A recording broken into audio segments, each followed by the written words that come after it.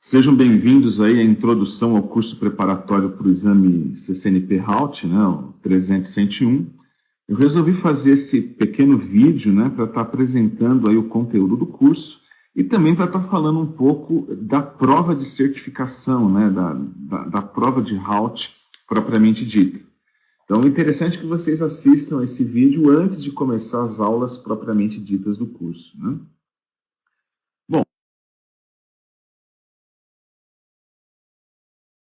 Então, primeira coisa aqui, a agenda que nós vamos estar trabalhando. Eu separei aqui 5 tópicos para a gente estar discutindo.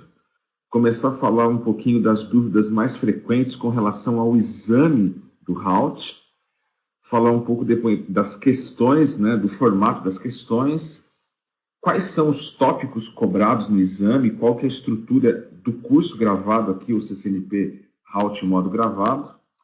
E, por último, a gente vai terminar falando aí a respeito do agendamento de provas na VUE, né?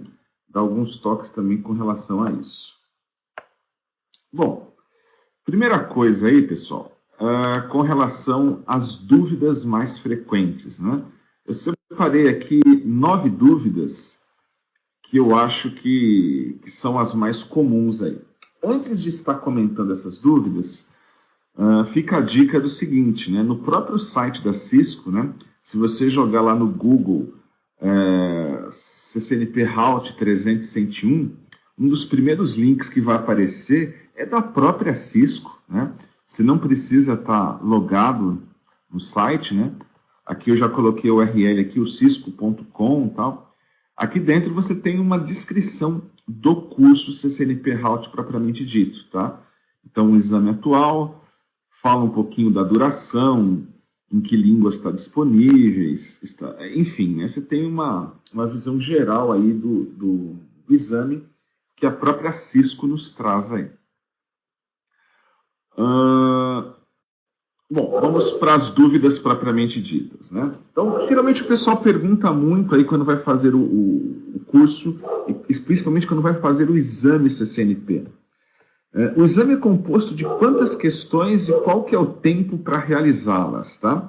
Se você olhar no site da Cisco, ele fala que é entre 45 e 65 questões. Porque, na verdade, a prova ela vai colocar mais ou menos questões de acordo com os laboratórios também, né? Então, a Cisco tem uma métrica ali que vai colocar entre 45 e 65 questões, em média 50 e poucas questões. É muito difícil você ter 45, muito difícil ter 65 também. Então, em média, 50 questões. Teoricamente, o tempo seria de 90 minutos, né? 1h30. Mas para quem está fazendo o exame e o inglês não é a sua língua mãe, você tem 30 minutos de extensão. Então, você tem aí 90 mais 30, né? Você tem 120 minutos para estar fazendo a sua prova. Dessa, em média, de 50 questões, geralmente, cerca de 4 questões tem alguma atividade prática, né? Geralmente, você tem aí 2 questões de cenário mesmo, né? Onde você tem que fazer uma configuração do zero, é o que é chamado aqui de simulação. E você tem questões que caem na prova que são chamadas de testlets, né? Na verdade, assim, você já tem um cenário pré-configurado, você não tem que digitar comandos, mas você responde questões em cima desse cenário pronto, tá? Então você tem o cenário feito, já tem algumas saídas de show, debug, comandos do gênero ali. Você vai ter que interpretar a saída desses comandos para responder as questões. Então, o que envolve alguma atividade prática, aí a gente pode colocar aí, geralmente, aí, 2 questões de simulado, 2 questões de testlets. Aí. Quanto custa o exame e qual que é o score mínimo para passar? Né? Então, o exame custa $200, né, um pouco mais barato do que o CCNA. E o score mínimo é 790, né? 790 do universo de 1000.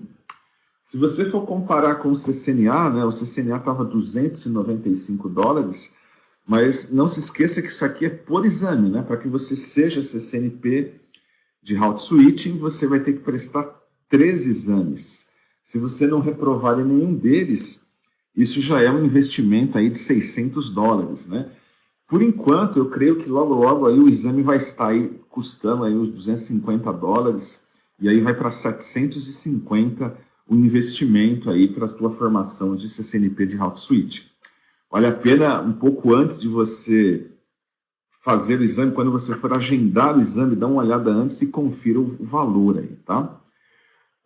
O score mínimo também é menor do que o do CCNA, né? O CCNA, geralmente, você tem um score de 825. Aqui basta você tirar os 790, né? Mas cuidado que as aparências enganam, né? É mais difícil você tirar os 790 no Route do que os 825 no CCNA. Especialmente porque dos 3 exames, né, de Route, Switch e T-Chute, eu considero o Route, se não o mais difícil, né, aquele com conteúdo mais extenso, com mais coisas para se estudar aí. Então, apesar de ser o score relativamente baixo em relação a um CCNA, ainda é um score bastante alto se você for ver a quantidade de conteúdos que são cobrados aí. Outra questão muito frequente aí é, se eu passar no exame Route 301, já posso me considerar certificado, né? Já posso dizer para todo mundo que eu sou um CCNP Route, depois eu vou me tornar um CCNP Switch, um CCNP T-Chute? Não, né? Passar num único exame não lhe confere o título, né? Você tem que prestar e passar nas 3 provas da certificação CCNP Route Switching. O Route, né, que é a 300-101, o Switch, que é a 300-115, e o T-Chute, que é o 300-135. Você precisa passar nos 3 exames, e aí você, então, será CCNP por 3 anos, né? Até que você renove fazendo novamente um dos 3 exames ou qualquer outro exame de nível professional nas carreiras Cisco. Vale lembrar, entretanto, que se você prestar apenas o Route, né, e você tiver um CCNA válido, ele já vai ser renovado por mais 3 anos também. Nota que a ideia aqui, pessoal, você tem que ter o teu CCNA já válido. Se você deixar o teu CCNA expirar, o exame de Route não vai revalidá-lo automaticamente, tá? Então você tem que prestar o exame de Route, nem que seja no último dia de validade do teu CCNA. Aí ele vai estender o teu CCNA por mais 3 anos, caso você passe no exame.